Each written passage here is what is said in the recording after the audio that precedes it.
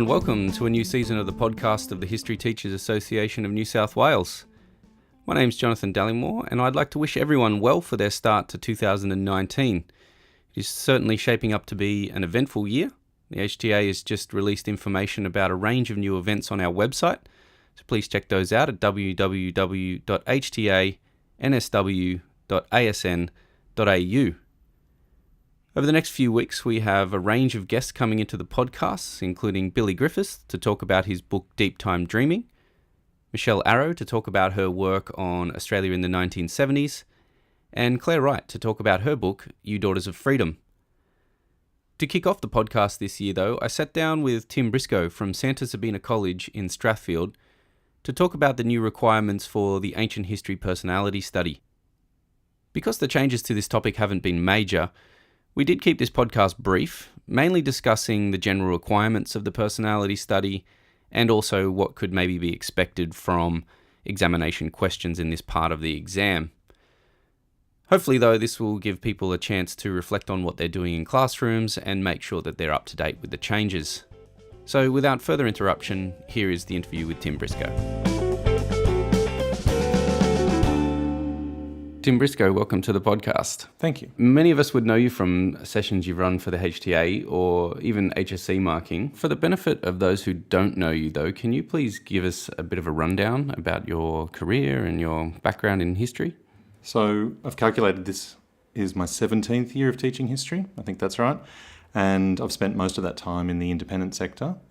And I'm currently head of department at Santa Sabina College in Strathfield.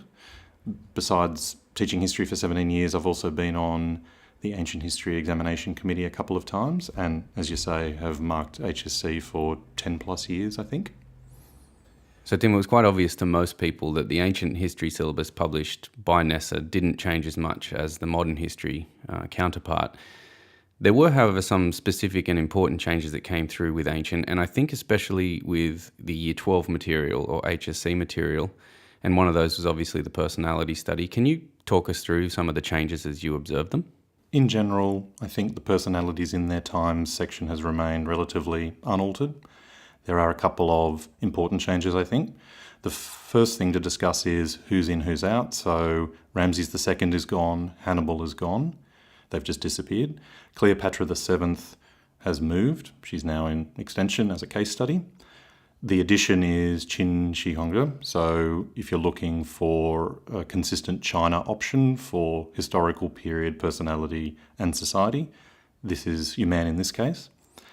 Otherwise, in terms of the existing personalities, there are only subtle changes, relatively unchanged, few minor additions, some grammatical changes. I'll give you one example. Agrippina the Younger, obviously a very popular topic. In the previous syllabus, it was worded impact of her personality on career, public image. Now the new syllabus states Agrippina the Younger, impact of her personality on her role and public image. So in reality, in terms of teaching or assessment, it doesn't really make much difference, but there are a few changes like that throughout many of the existing personalities. The major change. For all personalities, the final dot point under the focus of study section is entitled one particular source or type of source, including, and then one, the value and limitations of the source, and two, an evaluation of the source in the context of other available sources, including problems of evidence. Now, in reality, source work, critical analysis of sources, etc., has always been central to studying the personality, but it's made very explicit here. And as I said, this is true of all the personalities in the syllabus. The other interesting thing is for each personality, the syllabus suggests examples of sources. So if we look, for instance, at the Hatshepsut example, the syllabus gives us, e.g., the divine birth and coronation inscriptions, Deir el-Bahari. And as I said, each personality has their own examples.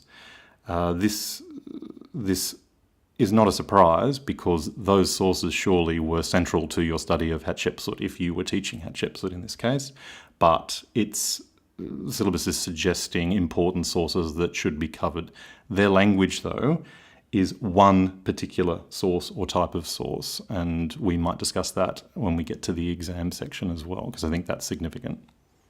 Okay, so I get the impression that what you're arguing there is that the real change is potentially with the depth, perhaps, of knowledge that a student might need with a particular source, so that, in the past they've obviously drawn sources into their discussion and analysis of the personality, but in this case, it's a requirement. They have to look at least one in quite a bit of depth and think it through perhaps a bit more than they have in the past. And perhaps with a different focus. So the language, value and limitations, thinking about, for instance, for Julius Caesar, Plutarch's biography, thinking about it in subtly different terms where traditionally you'd be using Plutarch to make judgment about Caesar. In this case, you might be judging Plutarch himself, although in reality there are obviously going to be restrictions in terms of how much you can write and the depth in which you can analyse Plutarch in this case. Okay, then can you give us an overview of what your plans are for the new HSC Ancient course? So, as I said, I'm not going to change my order all that much, if at all. So I always begin the HSC course with Pompeii Herculaneum, so term 4 of the year 11. My purpose behind that, I suppose, is I like to assess Pompeii and Herculaneum, the core, the most number of times. And then I start the new year, the year 12 year itself, I suppose you might say, with the historical period. So my traditional historical period is the fall of the Roman Republic. And in that, I will teach Julius Caesar as well. So I begin the year with the historical period, but naturally the personality falls within that historical period. And I suppose for my suggestion for teaching ancient is always to make links where possible. You might say double up. So I would always encourage people to pick a historical period that is matched to a personality, or a society that's matched to a historical period, for instance, some sort of combination that helps students double up their information. In this case, I would do Roman Republic and Caesar, for instance. And that deals with a lot of the contextual aspects of their life and their contribution and so on. Yeah, so usually the survey part of the personality, in the new syllabus, the survey part talks about context exactly. So the historical period in this case helps. I've always done the same with modern. It just, in the past with the personality, just made it much easier to deal with the early parts of the syllabus for the personality, yeah. And so thinking more specifically about the personality study, have you thought ahead to teaching and learning activities for your option? And if so, what are some of the things that you're planning to do to address those new requirements? I mean, I know you've sort of suggested that you've always done source analysis and so on, but it does need to be targeted to those specific requirements now. So what are your plans there? So you're right. Source analysis has always been central to that personality study. So at one level, not a lot will change, but the language has changed. We might talk about this, I suppose, with the exam itself, but the language now of value and limitations and then evaluating sources, so again, matches up with the modern value and limitations. So thinking about how to reword questions in terms of those adjectives, those verbs, etc. So thinking about value limitations, thinking about evaluation, making that explicit both in the activities that we do, but also the assessments or the assessment work that we'll do. I can give an example, say, Julius Caesar again. So in the past, we might have looked at a series of conflicting sources on, say, Caesar and his desire for kingship or something similar, and looking at Plutarch's account, Suetonius's account, etc., and comparing them. In this case, I would still be doing something similar, but the language would now be about value and limitations, etc. Again, I don't see that as a big difference. It's just getting students used to using the language of the new syllabus in reality. So, and I mean, thinking a bit bigger picture here for a second, as a head teacher, are you planning on doing anything different in the junior school to prepare for this? Because I think in the past I've always thought about trying to use some of those, particularly in 9 and 10 subjects and topics, in history, to try and prepare students for that higher order thinking in year 11 and 12. Is that what you're thinking of here, bringing that language down into, say, year 9 and 10? Definitely. If possible, even earlier. One of the things, again, a given example, say year 8, when we do medieval society, I want that study to be based primarily on primary sources, medieval sources themselves, where possible. Obviously, it's not always possible. But if students are getting that sort of practice from that age up, it's going to make it much easier in 9, 10 than 11 and 12. But most definitely, particularly with elective, if we can run them in 9 and 10, using this kind of language both in class and in assessment work is going to help, definitely. Okay, let's finish up by talking about the exam. I think a lot of people obviously are very interested in that because that's where the conversation really has to get to a lot of the time. Given what NES has published in their sample questions for ancient history, do the changes in the personality studies seem to have affected the way exam questions for that topic might be asked? So structurally, the personality section looks like it'll be assessed in a very similar way. So you're going to get 2 to 3 questions adding up to 25. One of those questions will be 10 to 15 marks in weighting. So it's quite close to what we've been doing in the past. Not necessarily a 15 marker in this case as your larger question. In terms of the focus, though, of the questions themselves, yes, I think there have been some significant changes there.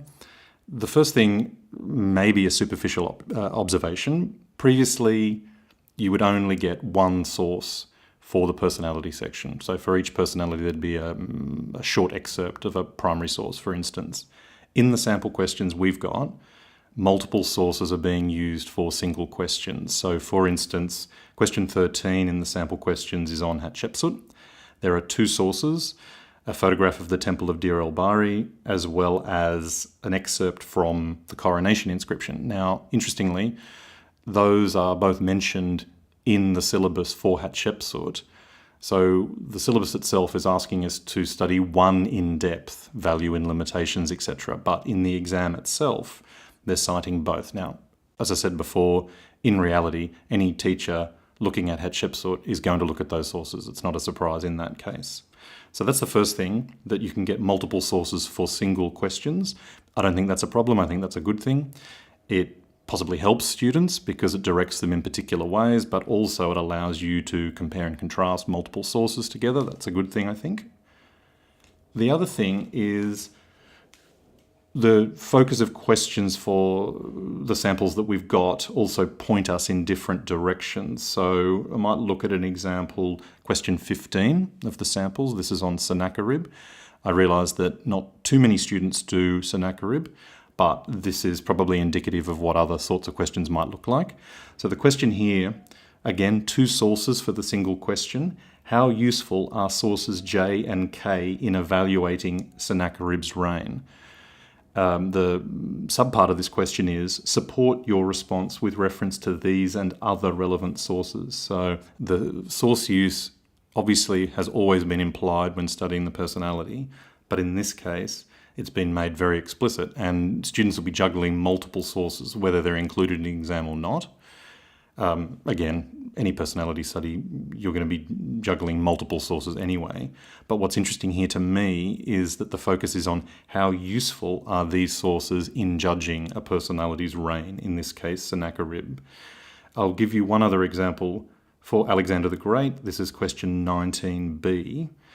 There is an excerpt from Arrian, and it says, Source M provides a view about Alexander the Great. To what extent can this assessment be justified? So, again, traditionally we have been used to questions which have been asking students to judge a personality's reign or life, career.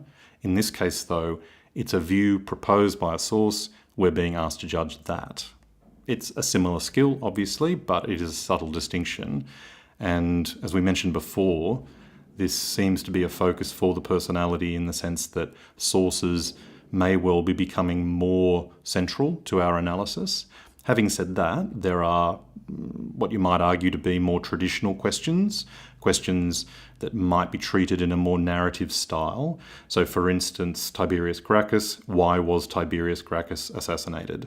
Again, some narration required in there, a judgment of positions or historiographical discussion over time, but not necessarily a departure from the kinds of questions we've had in the past.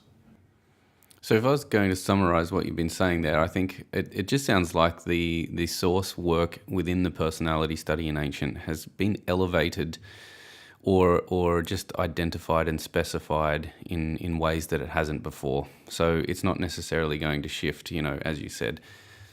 Teaching history requires looking at different viewpoints and sources and weighing them up and so on. But now the language has just been injected into the syllabus to do this specifically in specific ways, and that means that they can ask certain types of questions in the exam. Yep, I'd agree with that. Okay, Tim, thanks heaps for coming in, and good luck for 2019. Thank you.